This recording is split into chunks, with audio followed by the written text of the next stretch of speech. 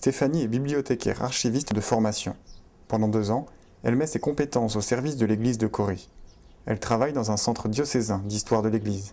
L'histoire de l'Église de Corée est particulière parce que les Coréens ont découvert eux-mêmes, grâce à des livres ramenés de Pékin, la religion catholique.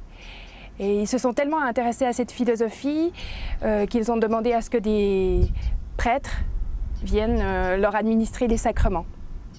Ils ont fait une lettre au pape qui d'abord leur a envoyé un prêtre chinois, puis 3 pères des missions étrangères de Paris, les pères Mauban, Chastan et Monseigneur Imbert. Ces missionnaires ont écrit des lettres à leurs proches ou bien ont fait des rapports à leurs supérieurs.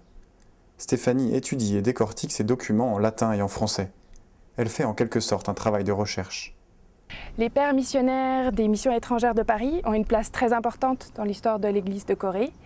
Et dans les premiers pères qui sont rentrés ici en Corée, beaucoup ont été persécutés, torturés et sont morts en martyrs.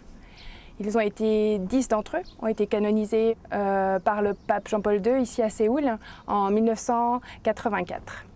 En 1984, le pape Jean-Paul II a non seulement canonisé 10 prêtres des missions étrangères, mais aussi 93 martyrs coréens. Le bureau où je travaille se trouve dans un lieu de pèlerinage, et il y en a beaucoup en Corée, surtout dans mon diocèse. Il y a les lieux de pèlerinage, des endroits où les martyrs et pères missionnaires des missions étrangères de Paris ont vécu, où ils ont été persécutés, torturés et décapités.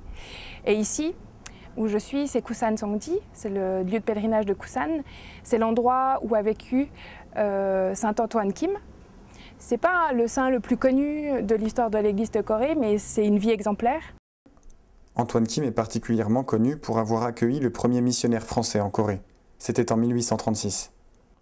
Le père Mauban est le premier prêtre des missions étrangères de Paris à être entré en Corée de manière totalement illégale. Les étrangers étaient interdits sur le territoire coréen. Après avoir réussi à pénétrer secrètement en Corée, c'est grâce à Antoine Kim que le père Mauban a appris la langue coréenne et découvert la culture du pays. Il a pu ainsi commencer son ministère itinérant qui durera jusqu'en 1839, année où il meurt décapité. Antoine Kim, lui, mourra étranglé en 1841, après avoir refusé de renier sa foi.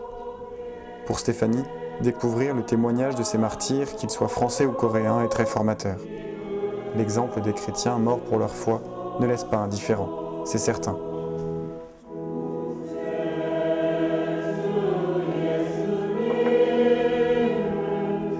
Yeah.